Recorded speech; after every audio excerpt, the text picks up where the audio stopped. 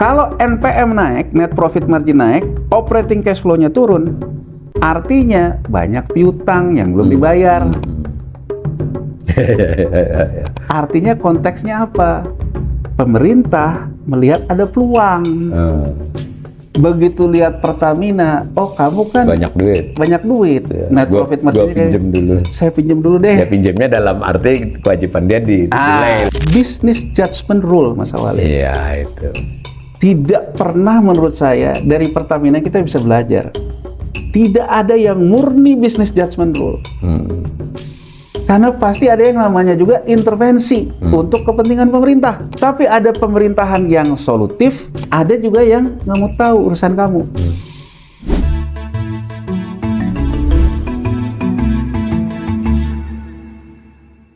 Salam cerdas, komunitas pembelajar yang saya hormati, berjumpa kembali dengan saya di kanal Awali Rizky dalam sesi Ngobrol Ekonomi.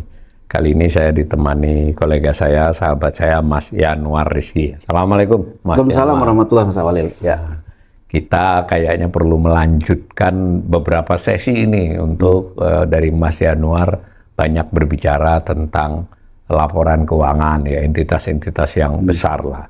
Karena sebagian masalah persoalan itu menjadi lebih tampak ya kalau kita melihat laporan keuangannya. Nah, kita sudah bicara PLN kemarin, hari ini kita akan bicara Pertamina dan mungkin lanjut ke depan-depan ada Bank Himbara dan nanti sambil nunggu laporan keuangan pemerintah pusat.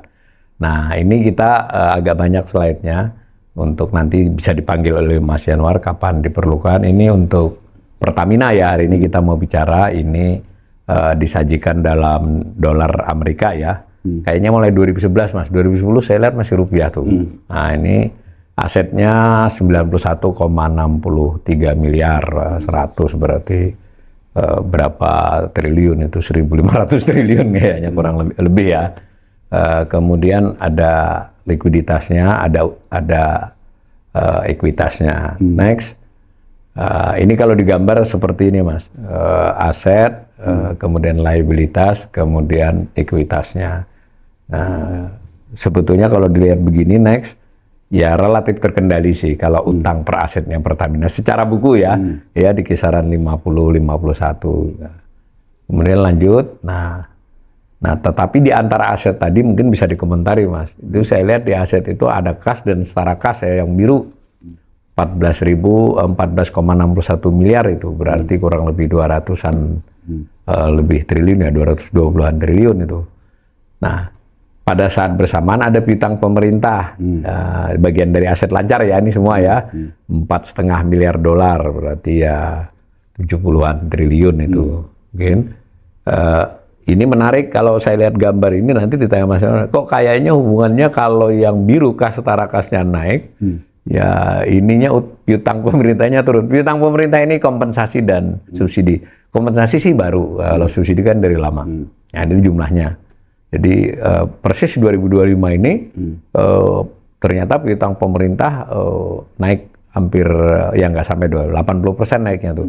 Termasuk kenaikan yang tertinggi selain 2024 tuh 4. Nah tapi kas dan setara kasnya juga turun. Next. Nah, utang Pertamina, tapi yang khusus jangka panjang, mestinya sih dijumlah dengan yang jangka pendek kan yang ini. Tapi anggap aja ini mewakili lah. Jangka panjang kelihatannya sih relatif stabil ya, di 11,89 miliar dolar. Beda dengan PLN yang agak gede itu. Next.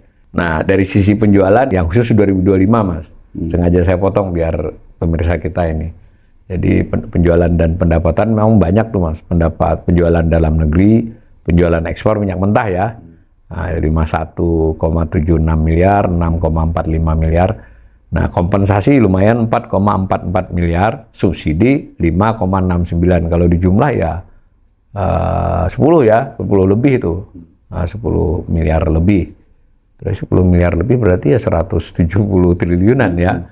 Nah dan seterusnya. Nah sementara bebannya ada beban macam-macam, tapi nanti mungkin saya mau menggarisbawahi yang beban keuangan ya, 1,21 miliar bayar bunga atas obligasi tadi terutama ya. Next. Nah ini kalau digambar Mas, gambar penjualan dan pendapatan usaha, lalu beban pokok, penjualan dan beban langsung lainnya. Belum termasuk bunga ya, bunga kan komprehensif. Ini menarik ini, sedikit turun ya di tahun 2025, terus turun dari 23, 24, 25 itu mengalami penurunan ya, seiring dengan penurunannya yang biru penjualannya, lalu laba usahanya juga turun. Next, penjualan dalam negeri, penjualan ekspor, ini untuk menggambarkan aja. Next, nah ini bunga Mas, ya sedikit menurun sih di ini. Kira-kira begitu. Nah mungkin kita perlu pemirsa ini kalau terserah Mas Yanuar mau menggambarkan raca apa mau menggambarkan pendapatan yang lebih menarik. Gini, pertama kita sebelumnya membahas tentang laporan keuangan PLN ya. Betul. Ada bisnis model yang sama antara Pertamina dengan PLN, tapi ada bedanya. Oke. Yang samanya tuh di mana? Keduanya sebetulnya terkena dengan rejim tarif yang diatur oleh pemerintah. Bahwa keduanya juga terkait dengan subsidi yang dikurangi oleh pemerintahan. Jadi seperti kita juga udah bahas di yang terdahulu ketika laporan keuangan PLN. Nah, terkait dengan Pertamina ini juga sebetulnya pemerintah juga melepaskan yang namanya subsidi BBM. Subsidi BBM tuh kan kalau di listrik kan menggunakannya sampai terakhir 450 kVA gitu ya. Tapi sisanya itu full ngikutin tarif pemerintah, penetapan tarif.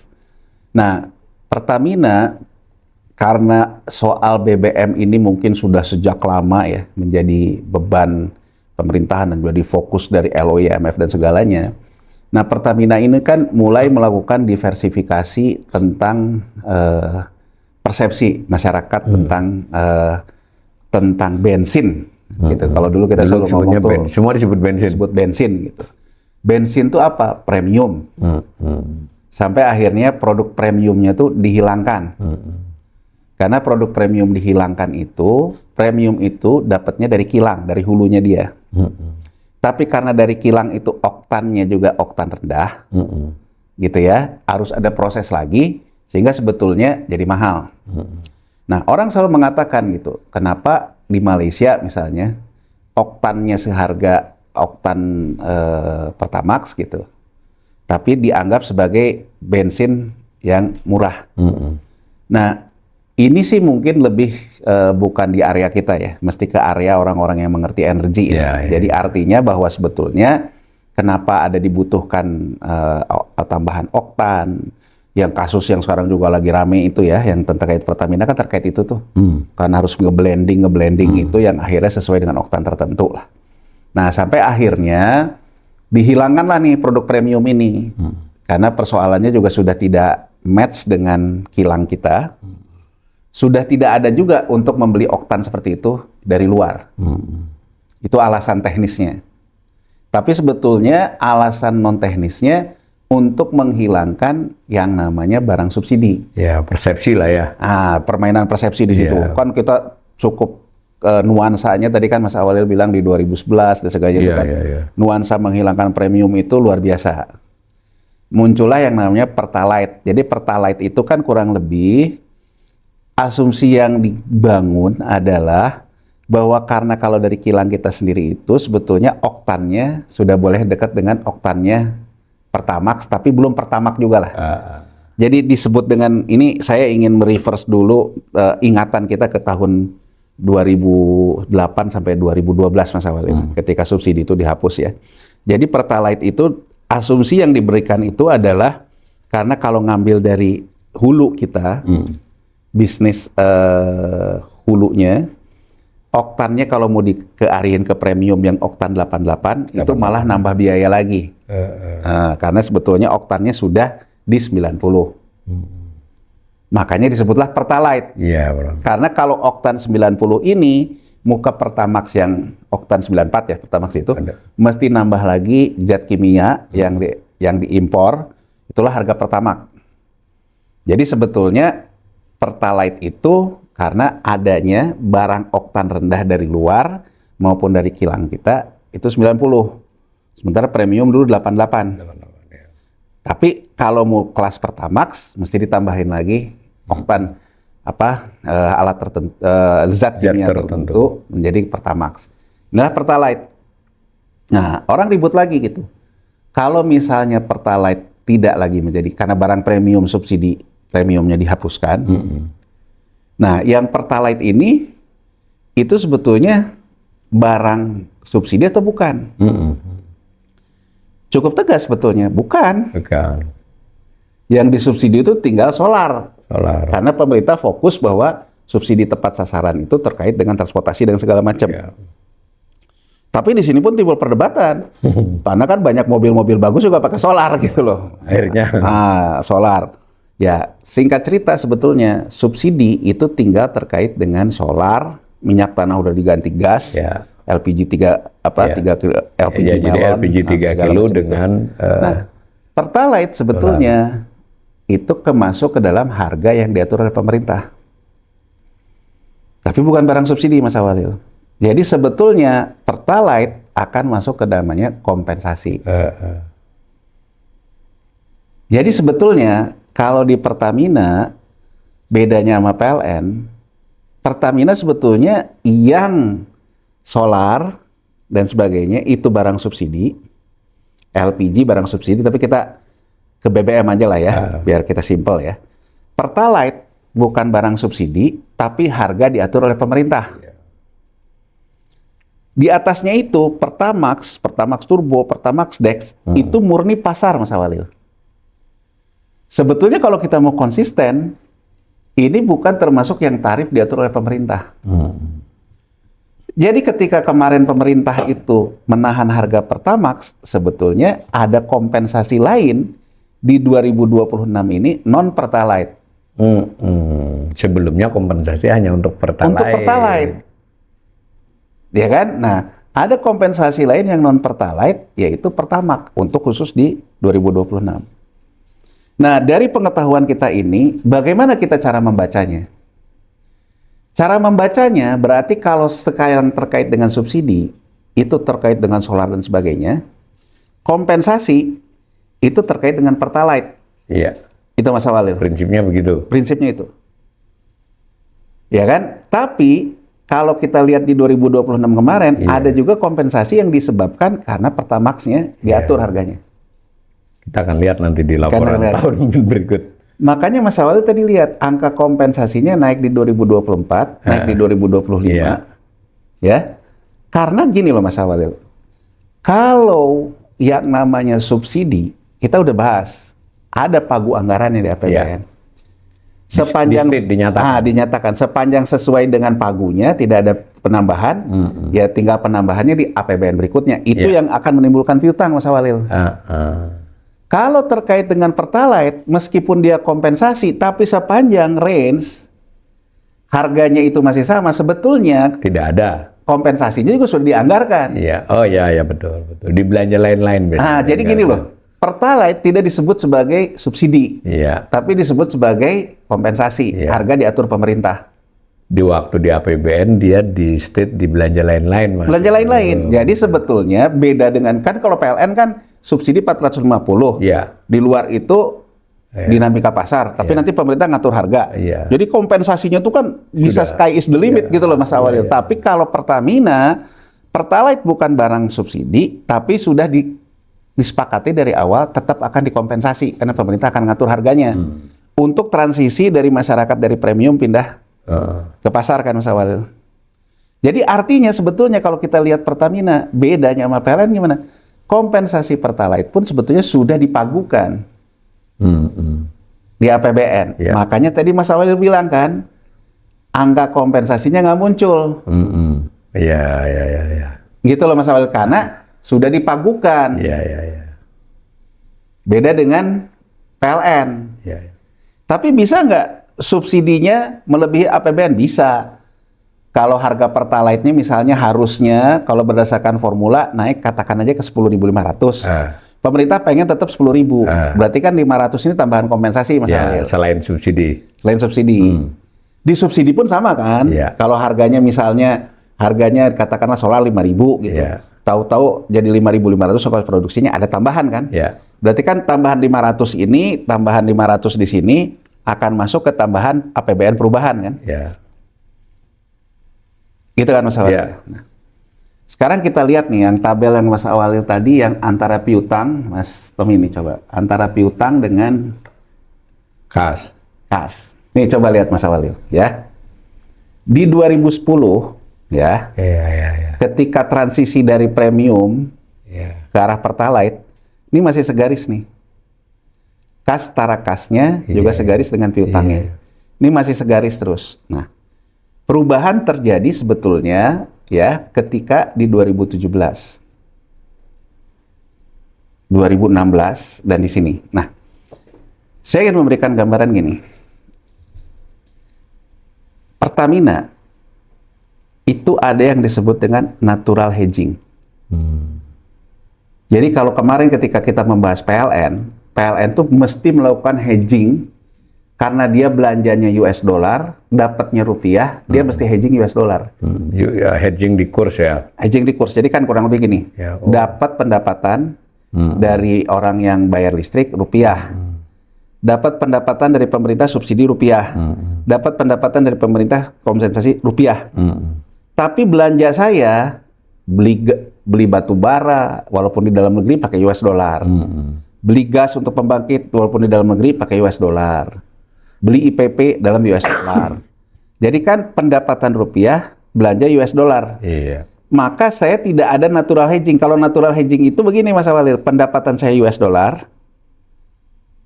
biaya saya US dollar. Jadi sebetulnya kan terhedging dengan sendirinya. Iya, dengan sendiri.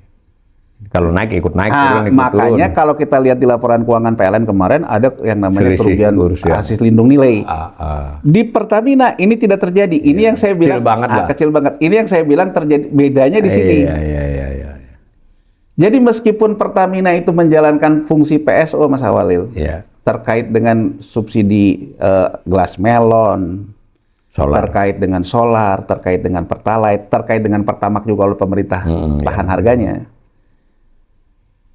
Tapi ini itu ketutup oleh bisnis hulu dia.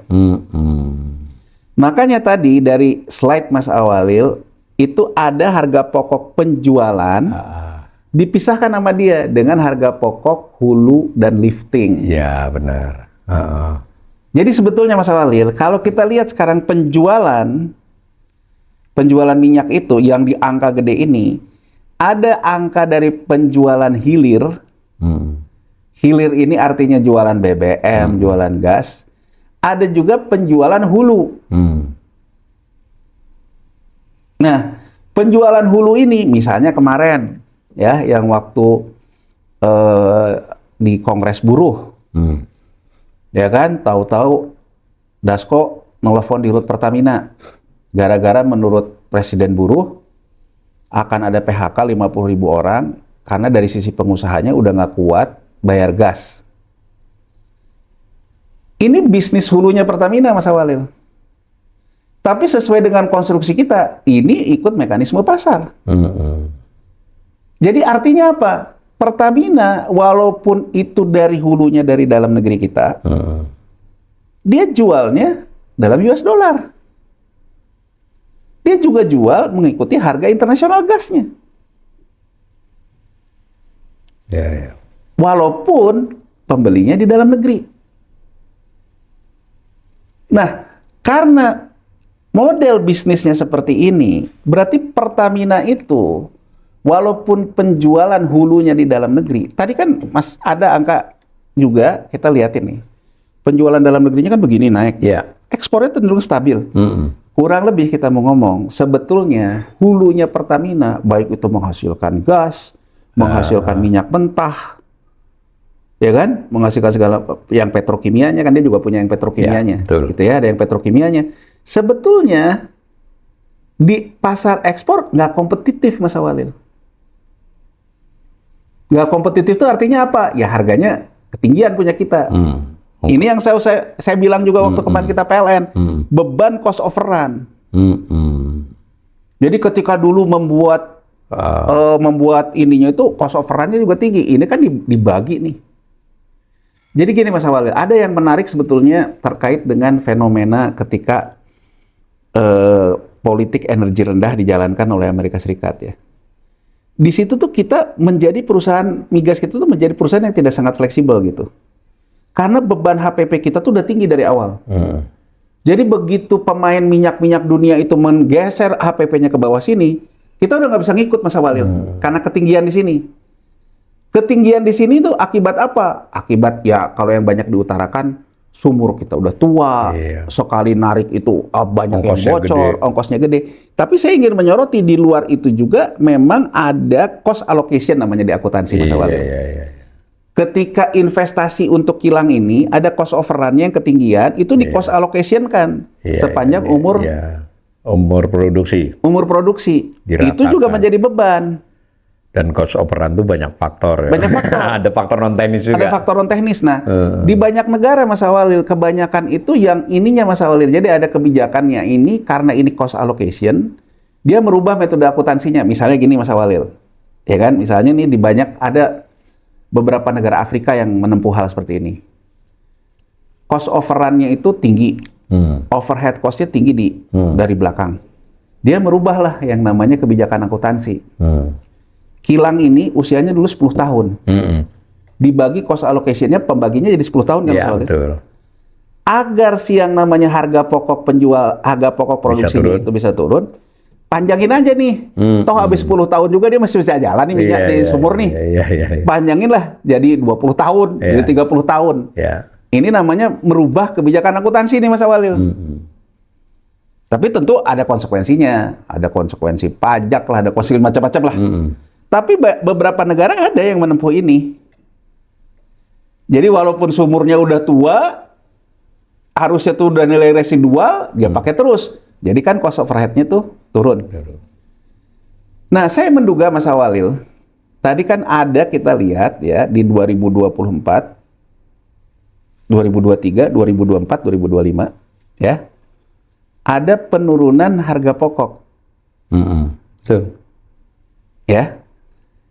Kita berimbang dulu. Satu, memberikan apresiasi. Ya, mungkin ada efisiensi. Berarti cost reduction program dijalankan oleh Pertamina. Ya, upaya efisiensinya jalan. Upaya efisiensi jalan. Kan gini loh Mas Awalil, untuk memenangkan persaingan, kuncinya tuh net profit margin. Kenapa tadi kita lihat Pertamina ekspornya melandai, penjualan dalam negerinya tinggi. Di dalam negerinya jual US dollar, artinya kan sama aja menjual ekspor. Ya, sama dijumlahkan Tapi aja. kenapa kita tidak menjadi pemain kelas dunia, bersaing di pasar ekspor? Ya, Kita mentok di competitive advantage kita terkait dengan NPM kita, net profit margin kita. Gampangnya gini, orang mungkin jual minyak mentah Mas Awalil, harga sekarang 70.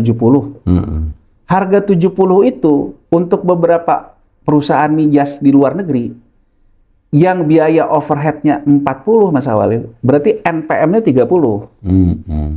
Kita simpelkan ya, karena kan 70 itu ada biaya logistik, tapi kita simpelkan aja. Kita simpelkan seolah-olah 70 itu harga akhirnya. Ya, harga pokok produksinya 40 lah, di liftingnya di migas dia.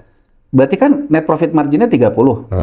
Pertamina harga 70 ya, harga pokok produksinya 70, ya nol net profit marginnya. Jadi kalaupun sekarang mau jual ke luar negeri, ekspor, nggak dapat untung kan? Tapi di dalam negeri, misalnya Mas Awalil, gas gitu. Kalau misalnya industri nih, dari Pertamina saya belinya 20. Ya udah deh, saya beli aja deh gas dari perusahaan Amerika gitu. Jatuhnya lebih dari 20 Mas Awalil. Ini yang disebut dengan comparative advantage. Masih bisa lah kita di gas ya. Jadi artinya kalau kita bersaing di pasar ekspor, ada competitive advantage kita karena net profit margin kita nggak efisien. Tapi comparative advantage kalau jual di dalam negeri karena sumurnya dekat dengan industri dibandingkan orang harus ada refinery, ada apa, maka ujung-ujungnya sampai sini tetap kita bisa kompetisi. Saya kenapa punya sedikit pengetahuan soal ini Mas Awalil? Saya kan pernah di Pupuk Indonesia ya. Saya pernah bertanya gitu dalam rapat board gitu. Loh, kalau 2,4 per MMBTU harganya kita bisa dapat dari luar, misalnya dari Qatar gitu.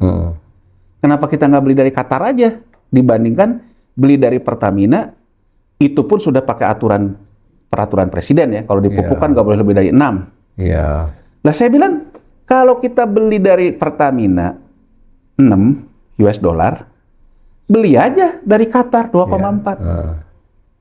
Saya kan memang bukan orang energi, saya memang orang akuntansi, orang ngelihat buku aja. Dijelaskanlah secara teknis.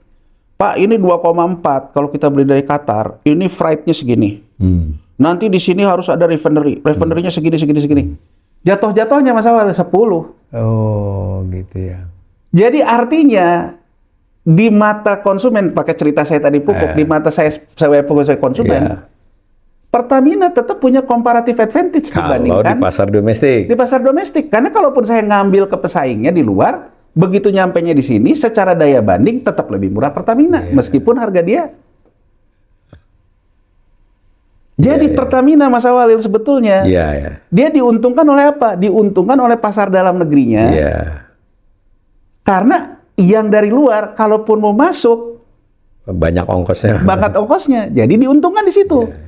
Tapi kalau dia dipaksa oleh kita untuk bersaing keluar, dia nggak bisa bersaing karena competitive advantage-nya nggak bisa jalan.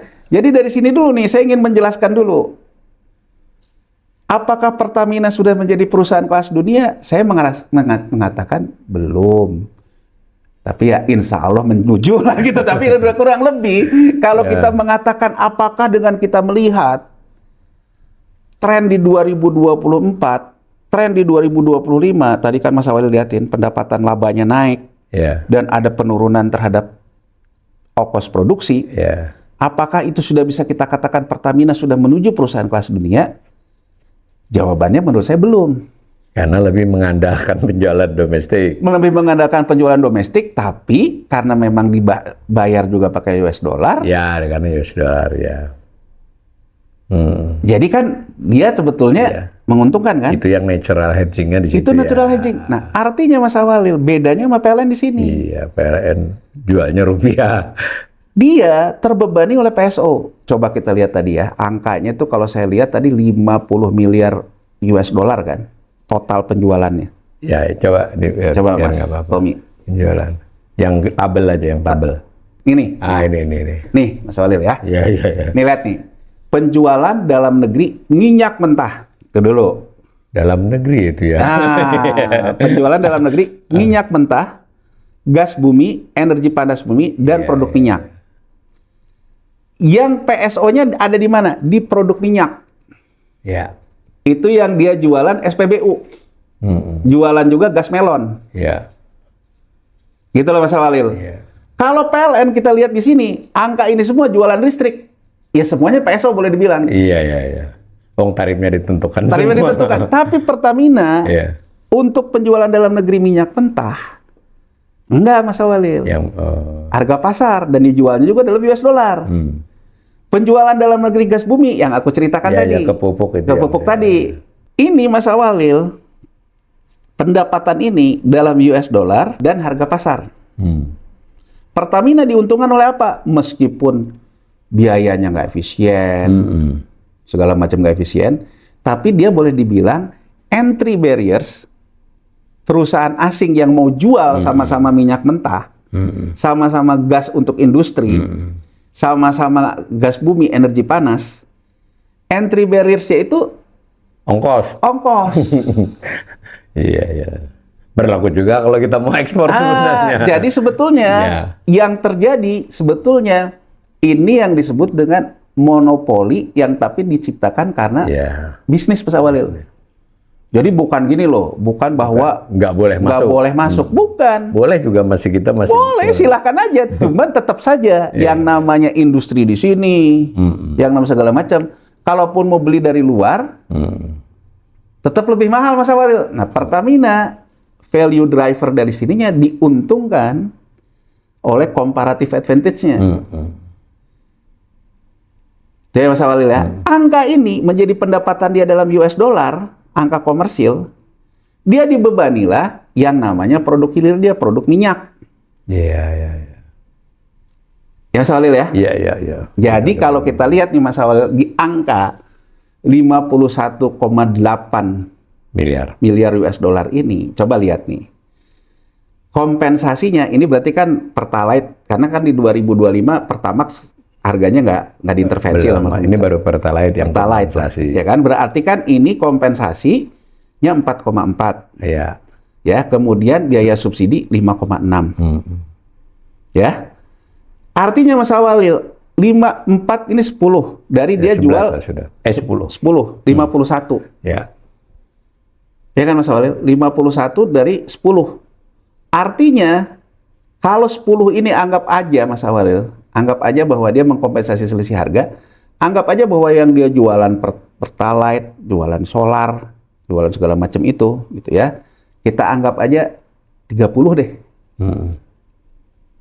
Jadi kan 30 ini 11-nya dibayar oleh pemerintah, Iya, 20-nya dibayar oleh konsumen. Ya kan? Masuk di 51 itu ya yang 20 ya. Ya. Jadi kan 30 ini masuk di 51. 10 dapat dari pemerintah, Ya. 20 dari konsumennya. Ya. Sisanya yang hampir 20 juga, ini asumsi ya. Ya, Kan asumsi, kita ya. nggak harus Ya. lihat di ini biar cepat aja. Ya. Kan sebenarnya bisa kita lihat di catatan laporan Ya. keuangannya sih. Tapi intinya dari 51 ini ada penjualan hilir, ada penjualan hulu, Ya, digabungin nih betul. angkanya nih. Ya. Nah, Ada kita lihat nih sekarang. Artinya kalau kita lihat dari kompensasi dan juga subsidinya, itu kan hanya Hilir hilirnya hanya 10. 10. Anggap aja lah hilirnya itu berarti dari angka 50 ini, anggap aja dia jualan hilirnya 25 gitu loh. Ya. Soalnya. Ya kan? Ya. Berarti kan 25 ini, Murni penjualan. murni penjualan dari 25 ini murni, pasti dia dapat uangnya. Oh, udah pasti ya. Udah Nah, pasti. ya, itu bisnis ya. Bisnis. Nggak, susah diutang, utangnya Susah pendek dihutang. banget ya. 25 sisanya, Iya. 10 dari pemerintah, Iya. 15 dari. Konsumen. Nah, jadi kalau kita lihat Mas Awalil ya, ini kan berarti ya Pertamina itu ya anggap saja ya jualan hilirnya 25 nih kita anggap. 25 itu 10-nya dapat dari pemerintah. Kompensasi Pertalite 4,4, Ya. subsidinya terkait dengan LPG melon 11 segala berarti. macam, 11 lah ya. 11. Berarti kan 11 dapat dari pemerintah. Ya. 25 kurang 11 dapat dari konsumen. Ya. Ya. Berarti kan artinya Pertamina secara cash basis di Iya, tahun ini iya. dia dapat duit 25, sumbernya awalnya pertama dari konsumen, Iya. 25 kurang 11, Iya. 11 dari pemerintah. Iya. Yang sisanya 51 kurang 25 itu murni bisnis to bisnis, tidak ada kaitan dengan pemerintah, tidak ada kaitan dengan masyarakat.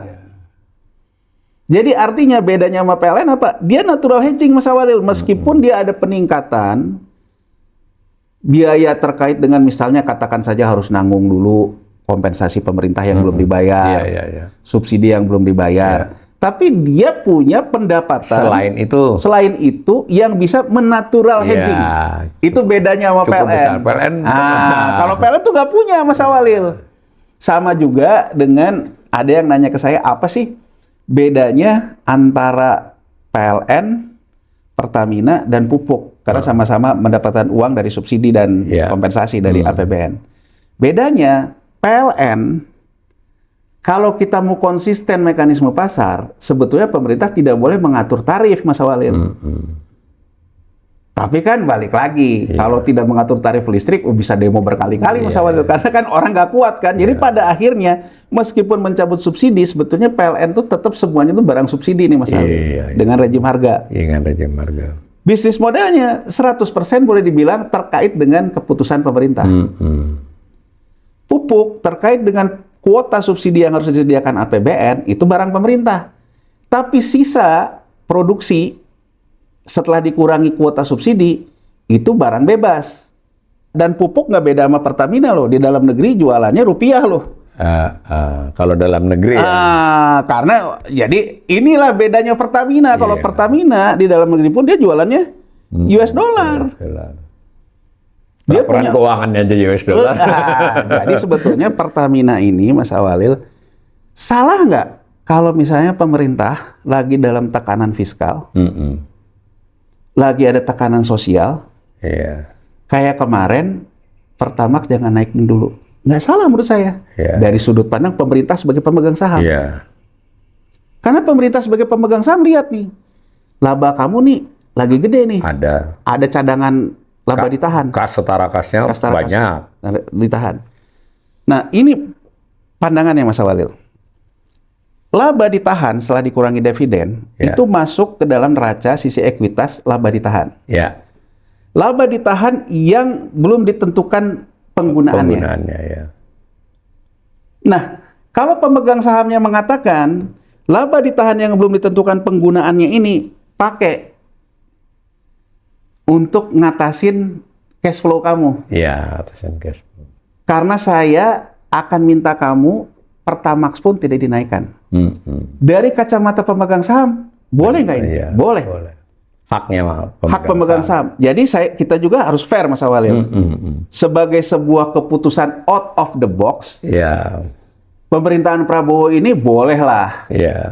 Dia agak out of the box dibandingkan pemerintahan-pemerintahan sebelumnya gitu loh. Artinya bahwa dia punya keberanian mengalokasikan cadangan laba yang belum dialokasikan dengan menahan harga yang sebetulnya juga bukan barang yang dikompensasi kan, Pertamax. Menurut aturan nggak boleh. Tapi dia sebagai pemegang saham, ya boleh-boleh aja. Tapi ini menjadi constraint yang disoroti oleh banyak lembaga rating, karena problemnya Pertamina ini dimasukkan ke Danantara. Bukan di bawah Kementerian Keuangan. Bukan di bawah Kementerian Keuangan. Kan pertanyaannya, pemegang sahamnya yang mana? Iya. Yang punya hutang sama Pertamina itu kan pemerintah. Nah, ini makanya ini akan jadi catatan kaki. Kita perlu bahas LKPP nih Mas Awalil. Kita lihat tadi di LKPP nih urusan Danantara ini sebenarnya tata kelolanya gimana gitu. Nah, ini termasuk yang disorotin. Jadi ketika pemerintah itu memutuskan mengalokasikan laba yang belum walaupun bahasanya kan nggak gitu, pemerintah menahan harga, tapi kan secara aturan aksi korporasinya seperti itu. Nah, problemnya adalah Mas Awalil, kita lihat nih berdasarkan peristiwa ini, kita lihat untuk membaca laporan keuangan Pertamina secara keseluruhan. Mas Awalil, Pertamina ya di tahun 2022 tadi angka Mas Awalil sendiri, labanya itu naik. Kenapa? Karena di 2022 itu harga minyak tuh ke 100 Mas Awalil setelah Covid. Artinya penjualan dalam negerinya terkait dengan menjual gas, menjual minyak mentah, menjual segala macam naik. Karena sensitivitas harga dia, kalau yang namanya harga minyaknya naik, laba dia naik. Berarti nanti 26 ada prospek naik dong. Ya, memang. Dari sisi penjualan. Dari sisi penjualan. Jadi artinya Pertamina di 2022 jelas Mas Awalil. Bahwa dia labanya naik. Tapi menariknya Mas Awalil, di tahun 2023, ya, ini 2022 dia dapat laba banyak nih. Mas Awalil ya. 2022 kan harganya turun lagi gitu. Ke normal lagi kayak sekarang lah. 2023. Di 2023 tuh minyak turun lagi ke harga bawah 60. Berarti kan dia ada koreksi di labanya. Ya kan? Tapi sebetulnya dia masih bisa menjaga angka labanya. Dengan mulai melakukan yang aku bilang tadi, menurunkan harga pokok produksinya. Entah karena efisiensi, entah karena apapun. Tapi jelas datanya dia bisa mengelola manajemen pertumbuhan laba. Meskipun di 2023 sudah ada koreksi terhadap harga minyaknya. Apa yang dilakukan? Harga pokok produksinya turun. Coba yang itu gambar batang-batang tadi. Nih ya, kita lihat nih 2022 Mas Awalil nih. Lihat nih. Penjualan naik tajam di 84 itu karena harga melonjak Mas Awalil. Dari yang tadinya Covid, segala macam gak karu-karuan. Di atas 100 ya. Di atas 100 dan bayangin, bukan hanya Pertamina loh. Pupuk Indonesia itu Mas Awalil, labanya itu cuman paling tinggi itu antara 3,5 sampai 5 triliun. Biasanya. Di 2022 labanya 20 triliun, naik 4 kali lipat karena harga amoniaknya naik. Jadi 2022 ini harga 100 pun Mas Awalil masih ada orang mau beli. Beda sama sekarang nih. 100 pun orang Amerika sendiri udah nggak kuat gitu loh. Tapi kalau di 2022 karena sebelumnya Covid, harga nggak efisien di Pertamina pun banyak yang mau beli Mas Awalil, bukan hanya di dalam negeri. Jadi kita lihat nih 2022 apa driver pendorong labanya? Harga minyak yang menaik mendadak. Kedua, demand side-nya harga berapapun dibeli. Tapi coba lihat, kenaikan harga ini juga diikuti oleh harga pokok penjualannya. Iya, otomatis ya. Otomatis kan? Artinya sebetulnya Pertamina boleh dibilang juga ada yang tidak dikilang, ada yang dulu Beli dulu, beli dulu, baru diproduksi lagi. Ada yang gitu kan? Jadi kurang lebih ada beli dulu gas LNG dijual ke industri, kan beli dulu dia baru jual. Belinya jadi naik juga. Jadi naik, makanya harga pokok produksinya pun Iya, naik, Mas Walil. Iya, iya, iya. Ya kan? Karena dia sebagai trader yang sekarang lagi rame Iya. di kasus-kasus ini. Nah, coba lihat 2023 mulai ada normalisasi lagi harga.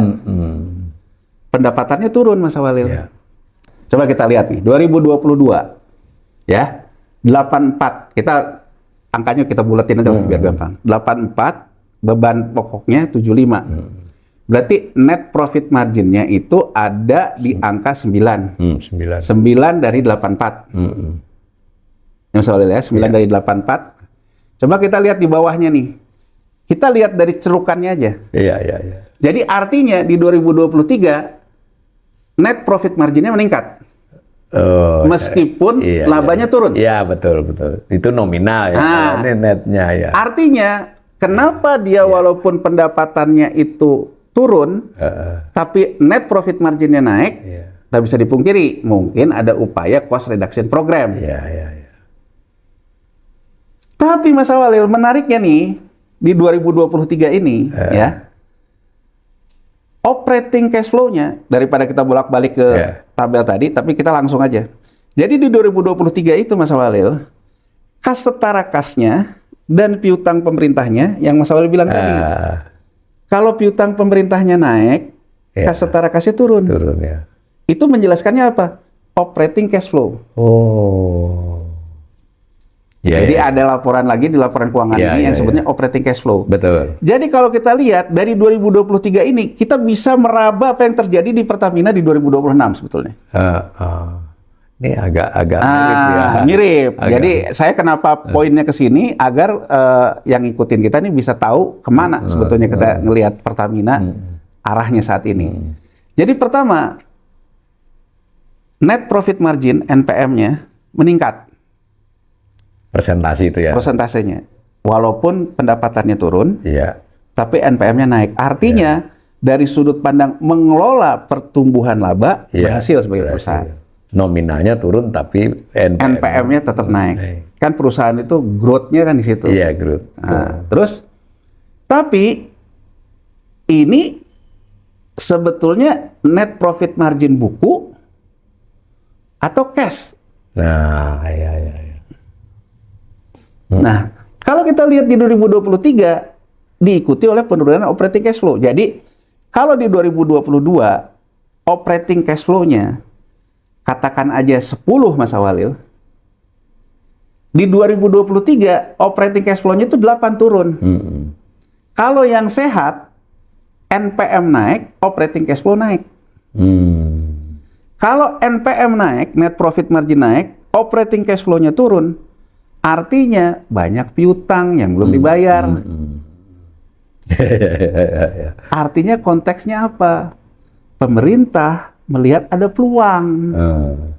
Begitu lihat Pertamina, oh kamu kan banyak duit. Net profit margin pinjem dulu. Saya pinjem dulu deh. Ya pinjemnya dalam arti kewajiban dia di delay lah. Jadi artinya saya delay dulu deh. Delay dulu bayarnya. Kamu kan masih punya duit. Kan kamu masih pada duit. Kan masih bisa pakai juga saldo laba ditahan yang belum dialokasikan. Tapi secara kesehatan kita bisa menjelaskan. Iya. Begitu pemerintah memaksakan kompensasi naik, subsidi naik, tapi pembayarannya ditunda, maka operating cash flow dia pasti turun. Iya. Meskipun dia punya pencatatan growth laba. Nangkap ya Mas Walil ya? Iya. 2023 tuh menjelaskan ini. Nah, di 2024 Mas Walil nih kita lihat nih. Pendapatannya tuh cenderung turun dikit. Iya, dikit. Tapi yang namanya bebannya naik. Naik, ya. Nah, ini kita bisa jawab juga. Tahun pemilu. Perusahaan kayak Pertamina dan BUMN ini biasanya meningkat di sudut pandang bukan di harga pokok produksi yang langsung, tapi yang tidak langsung. Ini kan adalah Oh, yang tidak langsung ini macam-macam lah Mas Walil. ada 17-an. Ada macam-macam lah ya, apapun lah gitu ya, CSR-nya dinaikin lah, karena CSR-nya untuk macam-macam lah ya. Itu mah ya, sesuatu yang kita pahami lah gitu ya. Tapi di 2024 ini Mas Walil, walaupun net profit marginnya itu menurun, ya Mas Walil ya, tapi operating cash flow-nya dibandingkan 2023 meningkat. Tadi kan ada kita lihat nih setara kasnya, nah meningkat. Kenapa? Ini pemerintah melakukan pencairan dari kompensasi. Di 2024 ini Mas Walil, berapa hutang pemerintah terkait dengan subsidi dan kompensasi ke Pupuk Indonesia, ke PLN, ke Pertamina, ini dibayar Mas Walil. Dilancarkan. Lebih lancar dari biasanya. Ya kan tahun pemilu itu Mas Walil.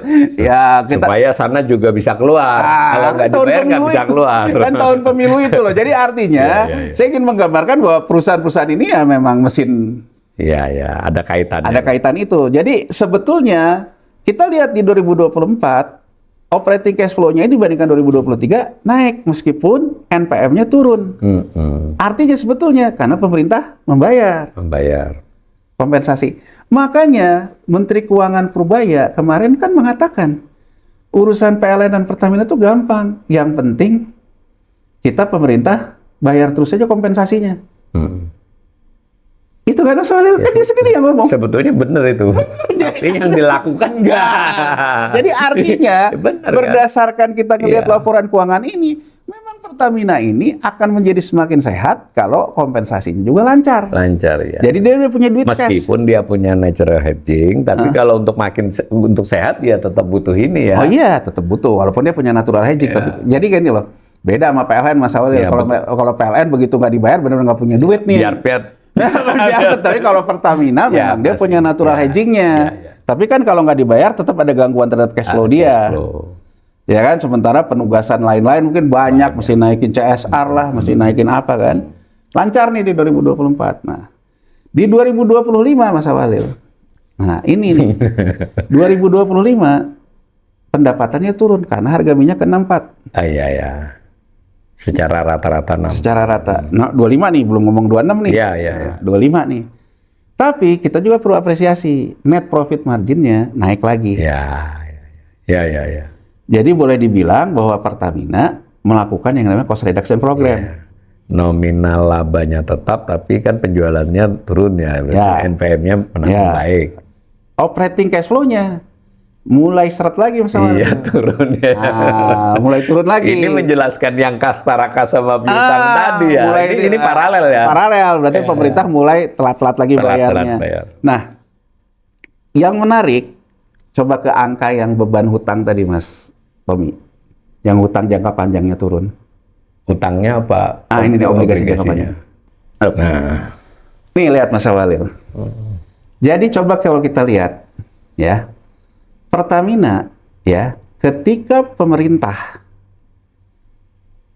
mendelay yang namanya kompensasi dan subsidi, Pertamina dia nerbitin global bond. Lihat nih, 2016 sampai 2020. Terutama puncak-puncaknya ketika COVID 2021. Iya, ini ya cara bacanya. Ya. Nah, artinya sebetulnya ketika Pertamina itu disuruh ngegendong pemerintah,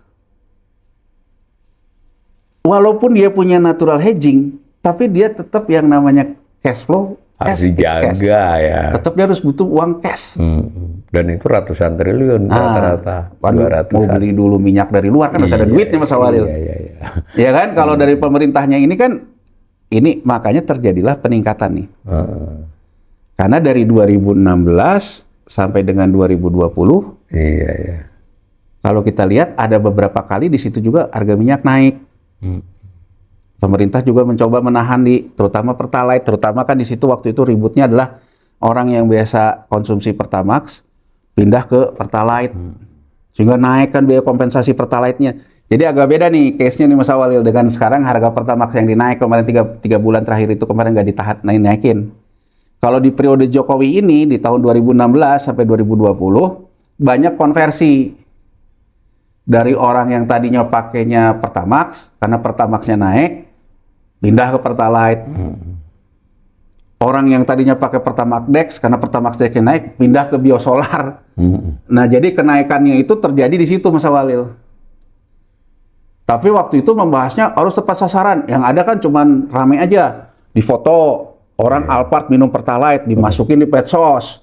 Gitu-gitu aja kan Mas Awalil. Jadi artinya lebih kepada yang tidak terstruktur. Tapi pada akhirnya realnya tetap terjadi kan. Yang terjadi Pertamina membengkak kompensasinya dan subsidinya. Membayarnya yang sesuai pagu dulu, yang sebelum pagunya di delay. Di delay.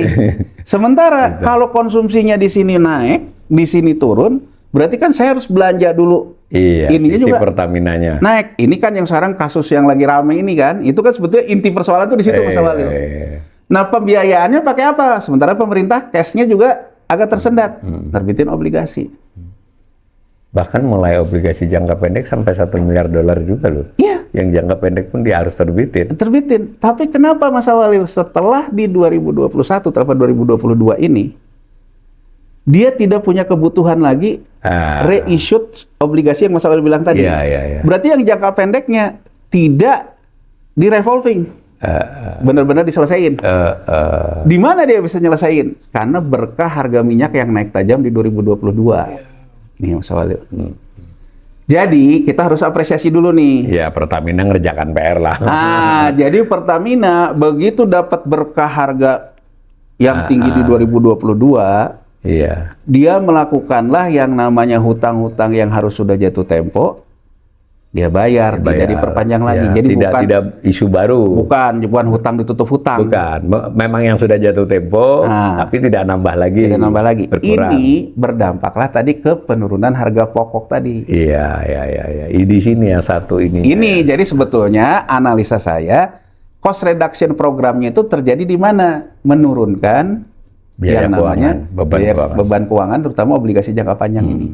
Dan ini kan tidak bisa dilakukan PLN, Mas Awalil. Iya. Karena kalau PLN kan tidak punya natural hedging-nya. Jadi artinya ketika Pertamina di 2022 mendapatkan berkah natural hedging, dia pakai untuk restrukturisasi hutang. Secara alamiah sih ya, bukan karena melunasi buyback, tapi alamiah aja. Yang sudah lunas dia nggak buat baru. Nggak buat baru, dan kebetulan memang dia ada harga yang di luar perkiraan kan, tahu-tahu loncat-loncat gitu harganya.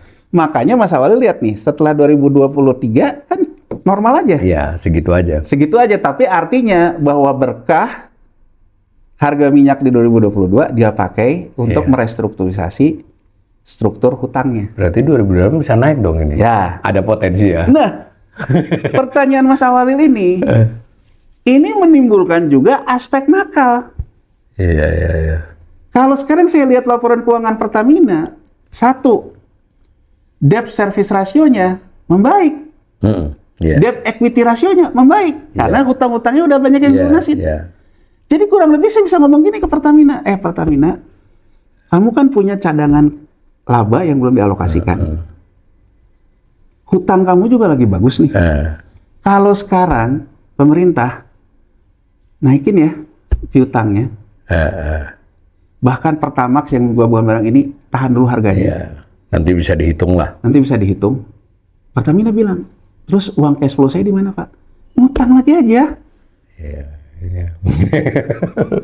Kurang lebih loh Mas Awalil. Jadi secara penalaran begitu. Jadi nanti penentunya laporan keuangan. Laporan kan 2026-nya belum keluar. Masih setahun lagi. Iya kan? Jadi artinya bahwa secara fleksibilitas itu bisa terjadi keputusan antara pemerintah sebagai pemegang saham dengan manajemen Pertamina.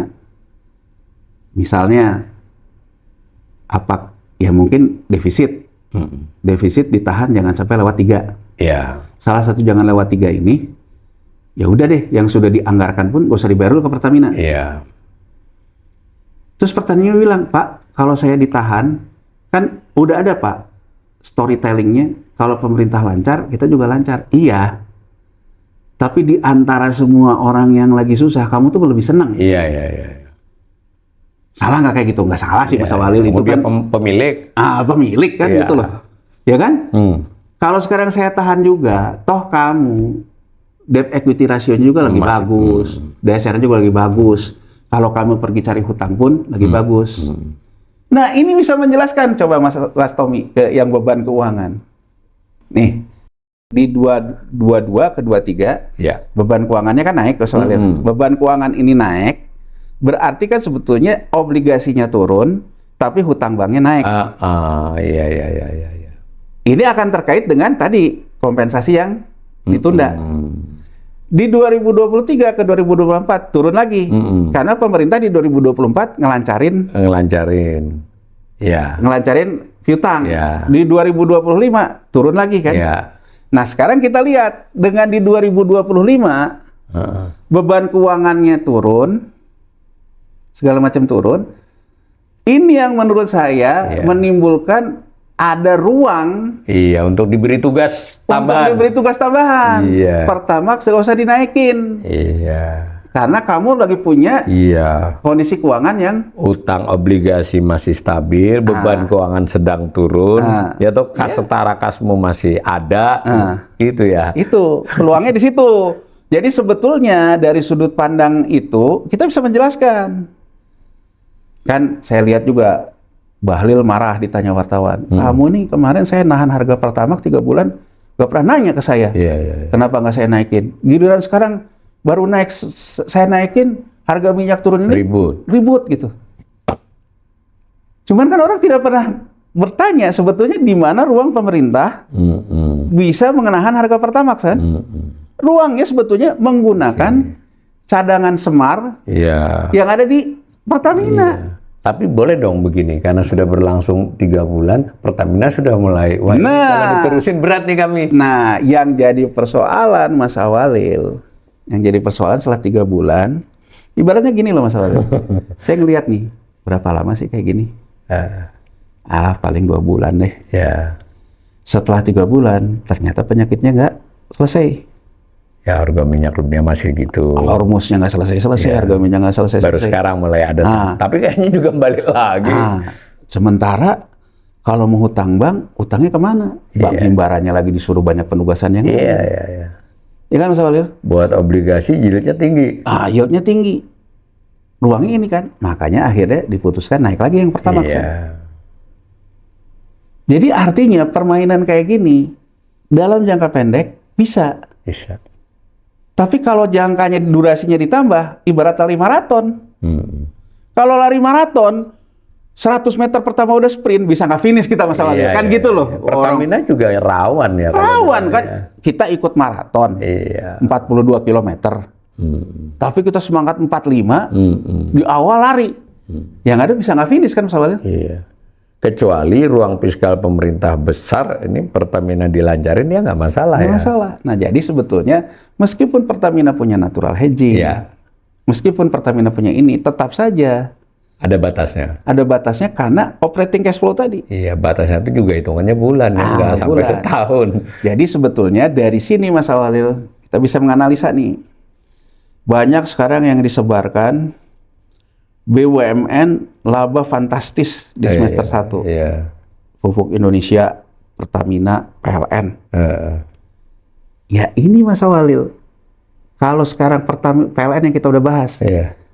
Kalau pendapatan harga jualnya itu harga pokok penjualannya, harga pokok produksi plus margin jadi harga pokok penjualan. Naik. Akibat dia beli IPP yang naik, akibat dia beli energi primer yang naik, maka plus margin naik dong pendapatan dia. Laba nggak? Laba, tapi laba buku. Orang semuanya dipiutang sama pemerintah. PLN naik nggak? Naik, karena memang harga pokoknya naik. Kalau harga pokoknya naik, penjualannya naik. Tapi apakah penjualannya itu jadi cash? Enggak. PLN udah kita bahas sebelumnya. Pertamina, kita udah bahas di sini. Harga minyak naik, kurs naik, jelas dia naik. Pendapatannya. Tapi sebagian dari pendapatan. Tapi sebagian pendapatan itu ada yang disuruh nambahin lagi untuk nanggungi Pertamax. Bahkan kalau sekarang dia juga disuruh nangani yang harga gas industri. Iya, ini. Berarti kan dia secara korporasi memilih untuk tidak untung loh Mas Awalil. Iya, iya, iya. Akan berpengaruh nggak terhadap cash dia? Penjualannya naik, tapi yang ini kemudian kalau dia bilang misalnya gas industri jangan dijual segitu. Yang saya dengar tuh kata Simon yang di rootnya itu, baik Pak, nanti kita bisa bicarakan. Artinya sebetulnya kan Pertamina akan tanya kalau pemerintah minta harga gas industri diturunkan agar tidak terjadi PHK. Pertanyaan kan simpel buat Pertamina. Selisihnya ini Pak, itu apa ya Pak? Kompensasi? Kalau kata pemerintah, bakar aja duitnya. Nggak usah pakai kompensasi. Duit cadanganmu dibakar. Duit cadanganmu dibakar. Ya ini Mas Awalil, kalau pakai teori korporasi nggak bisa sembarangan kayak gini loh Mas Awalil. Iya. Makanya kan orang selalu menyoroti. Visi besar tuh harus ada tata kelolanya gitu loh, nggak bisa cuman sekedar nelfon. Wah luar biasa Mas Awalil. Kalau segede ini pakainya diskresi, pakainya. Oh iya, makanya investor itu kan banyak yang khawatir terhadap kita itu begitu mudahnya mengintervensi keputusan Mas Awalil. Sementara kan investor itu bicara net profit margin. Nah jadi sebetulnya apa yang terjadi di 2026 semester 1 ini persis 2022. Oke. Pertamina mengalami kelonjakan harga minyak, lonjakan nilai tukar, penjualan dalam negerinya naik, hulunya naik, hilirnya pun naik, kompensasinya naik.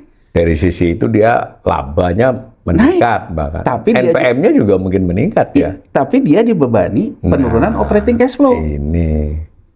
Operating cash flow-nya penurunan karena apa? Karena kompensasi yang di luar pagu ada, itu Pertamax ditahan 3 bulan. Belum yang mengalih ke Pertalite, belum yang, sekarang aja kita lihat Pertalite mengular begitu di SPBU Mas Awalil. Jadi kita lihat nih, semester 1 2026 yang digembar-gemborkan tentang laba yang naik itu, nggak ada beda jauh dengan kita bicara 2022. Tapi storytelling yang mengatakan di 2022, harga NPM-nya itu juga naik, tapi operating cash flow-nya turun karena partai tunda dari pemerintah. Apalagi sekarang partai tundanya lebih besar lagi karena juga nahan harga Pertamax. Nah, singkat cerita Mas Awalil, karena tadi mungkin berasumsi itu akan sembuh sendiri, nggak sembuh-sembuh. Pertaminanya mungkin mulai mengeluh juga. Pak, nyari hutang aja sekarang tuh nggak gampang Pak untuk cash ini. Dinaikkanlah kemarin kan. Cilokonya Mas Awalil begitu udah dinaikin, harga minyaknya turun kan gitu loh. Jadi artinya harga minyaknya. Jadi sebetulnya gini, kurang lebihnya tuh gini Mas Awalil. Kalau kita mau pakai gambaran yang agak simpel, saya tuh nggak tahu sebetulnya ini lari ini beberapa kilometer. Pokoknya ikut lomba aja. Asumsi saya, kayaknya ini pertandingan cuma 100 meter. Udah kita lari Mas Awalil 95 meter, belum berhenti. Kita ngomong, kayaknya bukan 100 meter deh ini. Half marathon nih kayaknya. Atau 5 kilometer. Kalau 5 kilometer, ya udah deh, berarti harus ada yang kita kurangin. Itulah keputusan jadi naikin. Tahu-tahu Mas Awalil begitu sampai 100, beneran ini ternyata pertandingan 100 meter. Karena harga minyak turun ke 70. Meskipun belum pasti ya ke depannya. Belum pasti. Ini. Tapi ibaratnya cuma kan faktor nilai tukar kan, nilai tukarnya yang. Tetap aja ada dampak ke situ. Tapi kalau kita mau lucu-lucuan, gitu, sebetulnya lucu-lucuan itu sebenarnya pemerintah sendiri mencoba mengatakan ini paling lari sprint. Udah dia jalanin 95. Kok nggak berhenti-berhenti ya? Nggak pede. Oh kayaknya ini lari 5 km. Pertaminanya juga sudah goyang-goyang. Goyang-goyang, udah deh Pertamax dinaikin. Taunya beneran lari 100 meter. Gara-gara Trump ini memang Jadi artinya saya ingin menggambarkan gini loh. Jangan juga merasa sok kuat. Kita ini banyak ditentukan oleh faktor di luar kita. Harga minyak di luar kita. Nilai tukar juga di luar kita. Makanya pengelolaannya, kalau sesuatu yang tidak bisa kita pengaruhi, kita adaptif. Adaptif. Mitigasi juga. Mitigasi. Sesuatu yang bisa kita pengaruhi, itulah yang kita jalankan. Terus diperbaiki. Ini menurut saya Mas Awalil, pemerintahan Presiden Prabowo ini selalu bermain seolah-olah bisa merubah sesuatu yang tidak bisa dia rubah. Sementara yang sininya relatif tidak pernah digarap. kelihatannya ruang efisiensinya masih besar. Oh, tuh besar. Pertamina. Kalau tadi kan Iya. CRP-nya ya karena berkah harga aja, dia Iya, bisa iya, ngurangin iya, obligasinya, iya. segala macam. Jadi kalau menurut saya sebetulnya yang harus dilakukan itu ini bukan berarti gini loh. Orang selalu bilang Presiden Prabowo ini satu-satunya presiden yang berani melawan pasar. Oke, Mas Awalil. Kalau melawan pasar, kemudian bisa mengubah pasar. Kalau sekarang bernarasi melawan pasar, rupiahnya tetap melambung, Iya. minyaknya juga tetap segini, itu kan garamin air laut, Mas Awalil. Jadi menurut saya, ini kita jangan dulu, ini bukan cerita di komik gitu, ini cerita di alam nyata gitu loh, Mas Awalil. Terkait dengan keuangan negara, terkait dengan daya tahan masyarakat. Jadi kalau menurut saya juga mengapresiasi kemampuan pemerintah memanfaatkan kondisi laporan keuangan Pertamina untuk menahan Pertamax. Ini kan sesuatu yang memang bisa pemerintah kendalikan loh, Mas Awalil. Dan terbukti beberapa bulan berhasil. Dan kita harus apresiasi. Iya. Artinya Berani lah, itu langkah berani. Langkah berani yang belum pernah dilakukan Iya. oleh pemerintahan sebelumnya loh, Mas Awalil. Kita harus apresiasi juga agar fair.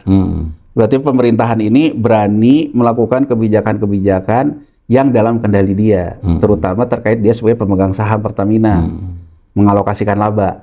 Tapi kan karena labanya juga terbatas, stamina habis kan, Mas Awalil. Kita kan harus rasional lagi nih.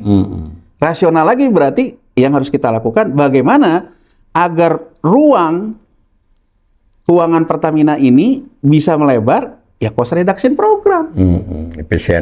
Efisiensi lah segala macam. Agar ruangnya ini bisa membantu pemerintah kan. Nah, jadi singkat cerita, Mas Awalil, dari penjelasan panjang lebar ini, Pertamina satu diuntungkan oleh natural hedging. Natural hedging ini pun sudah mulai diganggu oleh keputusan-keputusan politik. Misalnya harga gas dalam negeri untuk ke industri ditentukan lewat telepon wakil ketua DPR. Itu kan lucu, Mas Awalil. Iya, ini urusan. Bukan eksekutif. Business judgment rule, Mas Awalil. Iya, itu. Tidak pernah menurut saya dari Pertamina kita bisa belajar. Tidak ada yang murni business judgment rule. Karena pasti ada yang namanya juga intervensi untuk kepentingan pemerintah.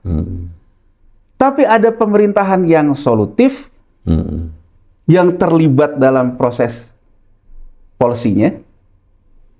Ada juga yang nggak mau tahu urusan kamu. Jadi saya tuh ingin mengatakan juga gini, sekarang lagi ramai. Jangan kriminalisasi kebijakan karena bisnis judgment. Sebetulnya kalau kita mau ngomongin gini, Mas Awalil, orang di BUMN, dia mengeluarkan kebijakan itu, kebanyakan perintah lisan. Perintah bagai telepon. Bukan hasil RUPS dengan tata kelola yang baik. Nah, jadi dari Pertamina ini, kita bisa belajar banyak hal sebetulnya. Jadi kalau sekarang saya ditanya, Pertamina perusahaan yang sehat nggak? Menurut saya, perusahaan ini stabil, dia dapat berkah dari kenaikan harga di 2022, dapat lagi kenaikan berkah di harga 2026, tapi perusahaan ini juga menjadi sapi perahan dalam artian positif.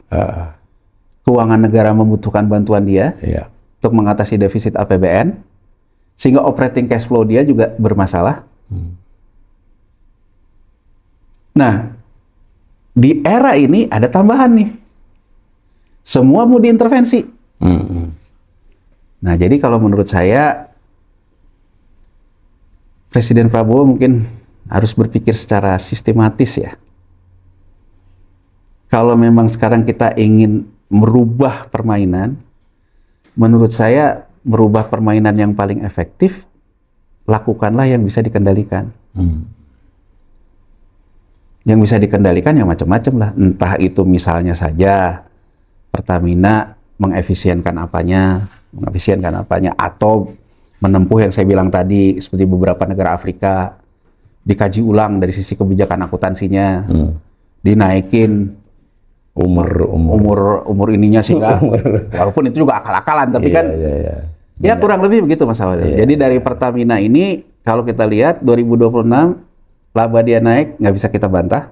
Tapi saya ingin mengatakan cerita yang sama pernah terjadi di 2022. Tapi di 2022 ketika dapat harga minyak naik, operating cash flow-nya juga turun karena dipaksa untuk ngatasin urusan pemerintah. Ini juga terjadi di 2026. Bahkan 2026 sinyalnya lebih dibandingkan 2022 karena defisitnya pemerintah terlalu lebar. Gitu. Ya, begitu ya pemirsa.